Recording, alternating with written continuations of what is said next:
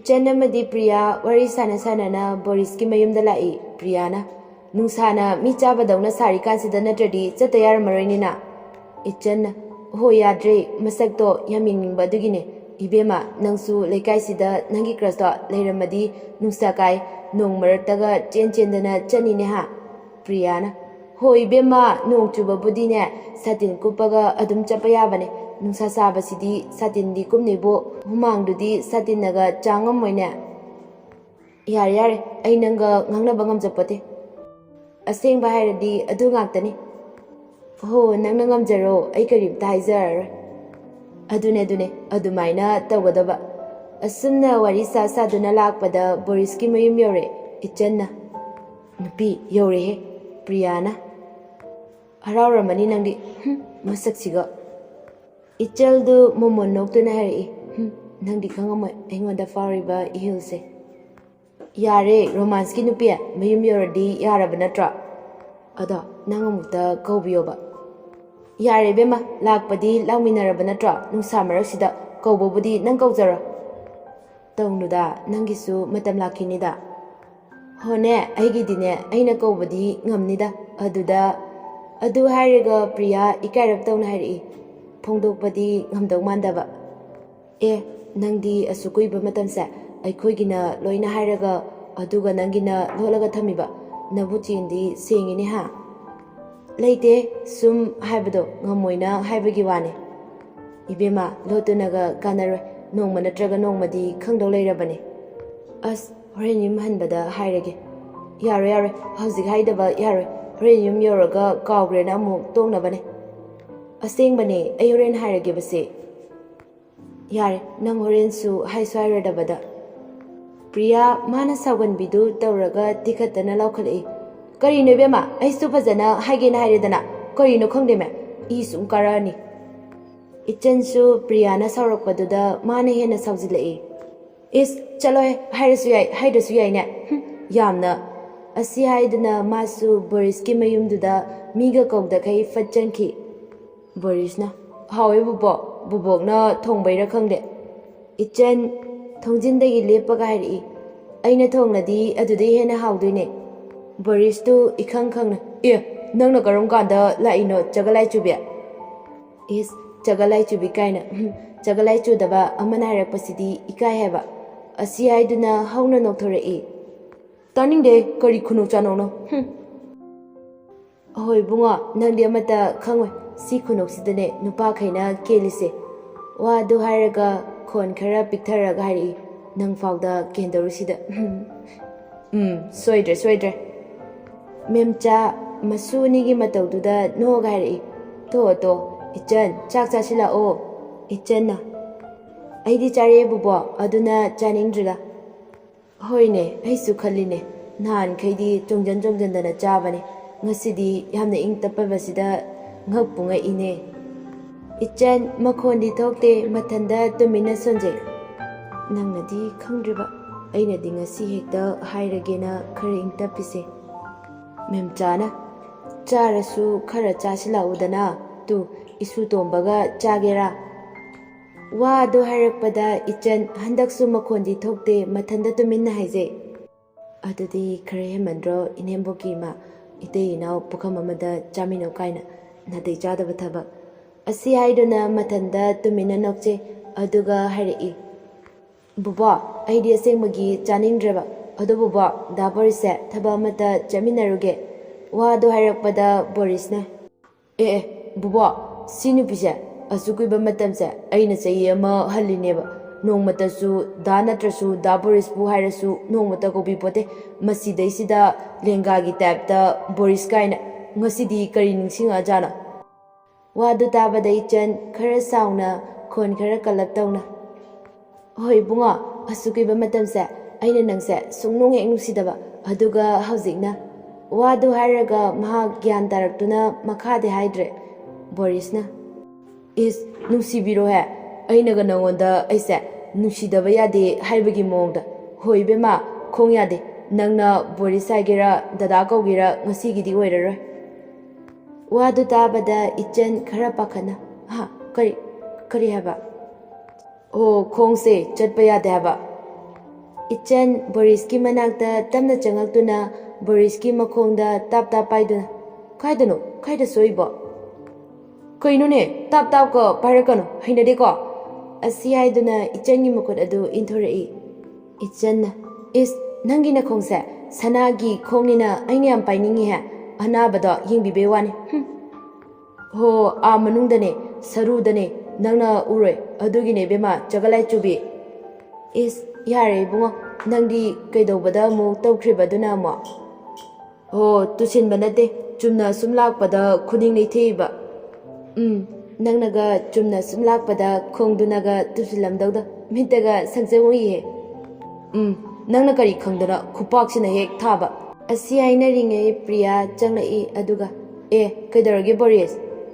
Boris na tu haina ringe da asi phangi Boris kaina oh kaisu tawdi chiche.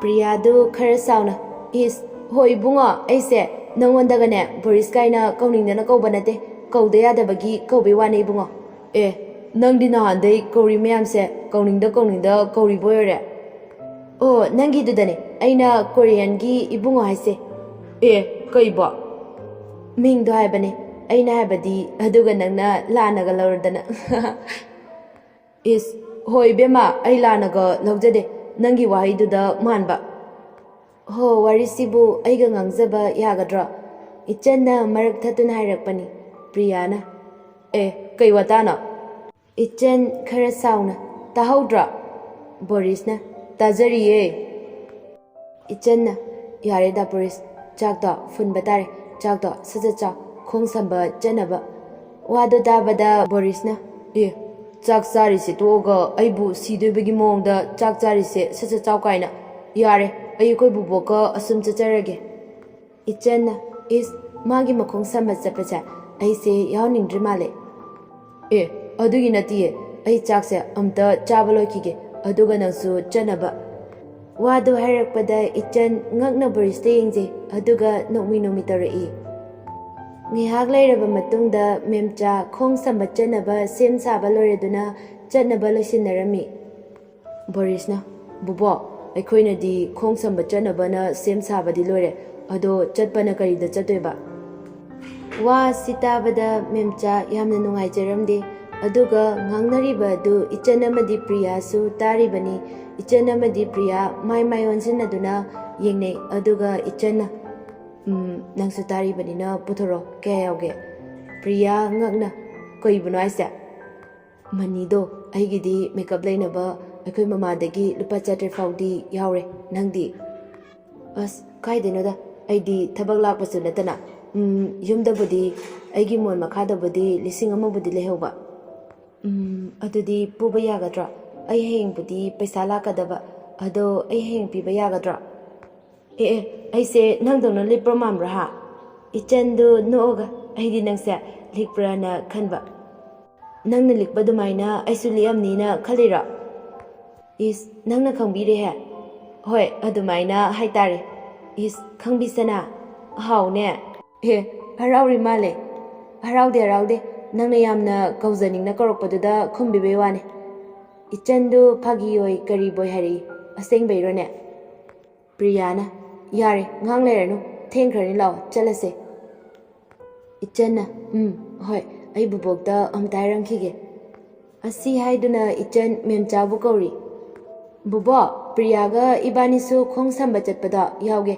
aduna phironamta hongkhige yumfauda chalukhige memchana noibu namanaga ngangbiroidrone Ichen amadi Priya khonjel amata dairi kaisu tawroye bubo asi haiduna thongalomda thoki aduga Ichenna lamjendanabi Priyana is angangna trebe manangse angang amu saninga noibema paktre is angang khaktana lamjenjeni haiba leibraha as aidine khadanga sinare ibema nanga ngangnabrabu ngangi mayamduga sidadrade ai wariba Ichen chalambadagi makhutu Priyada paiduna hairi oh pele aikoinadi chatoinena masidaisida khingdana leire chatoisina karida tongaga chatoiba Priyana hoine as adusu luriba ada aikoi gari budi lehewe Ichan yamna harauna hari.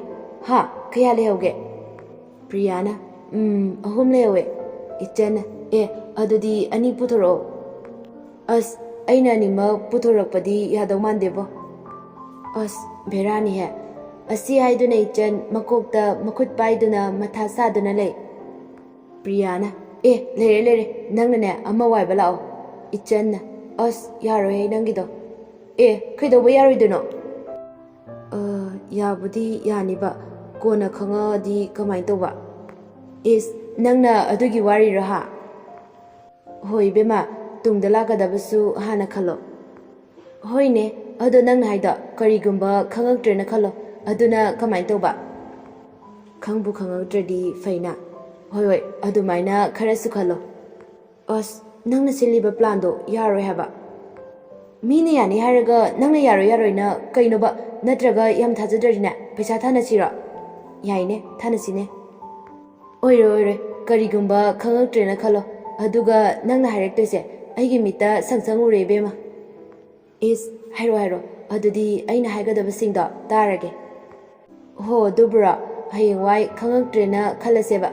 Aduda nangna hairaktoseba. Ichandu tabagi mongda.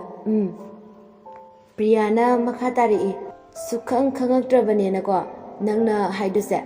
Ichanna, khangkini, nine dum ngairaga lehendeba. Ichan hauna nokthori aduga nongna fare adudi nangna haibase tawrase adu nangna ai sauraga hairi myamse aidi tawdi tawreko sumaina. Priya makholgadu khara kotharaga ahoi sanai bema. Ichanna, adudi nang lairamo ai lage ko. Asi hainaraga Priya du mayumda changkre. Aduga ichansu Priya hoigi thongalda mi yengingduna lehawi. Priya khongthangdu gam thangduna lai. Laimana, hai, nangna ngasaidagi thokibaduna hauji khakta hanjilai ne. Priyana, as chagat ngangi. Asi haiduna Priya sausinaduna imungda changkre. Aduga famungda famtharaga. As, amadusu lakiroida jala kamay tawdoino khangdre. Asumna wakal khalingeda mapanda mamaga wari sanaribadu kanano haina yengba tholai. Ichanna, nine hoigi gari se amukta waige aikoi chicheda Thobal Bazar faudi iteina bodi thilame ado iteida thabaga thuba ma leirena adu faukakta thilame adugi aikoi chicheda amukta lobiruge aikoi gari da aikoi babana pukiba adugi ne. Laimana, hoine adubudi nangbu gari ga thawbo hebro amuk lambi da gari ga thingjinare tawradi. Ichanna, kaidenoda gari thawbobu yumbalongi tapta. Priya ngasaidagi mama amadi channa ngangnaribadu taribani adugasu tumin machindu melaga noibani handaki ichangi wahiduda khamba ngamdraduna hauna nokthorei.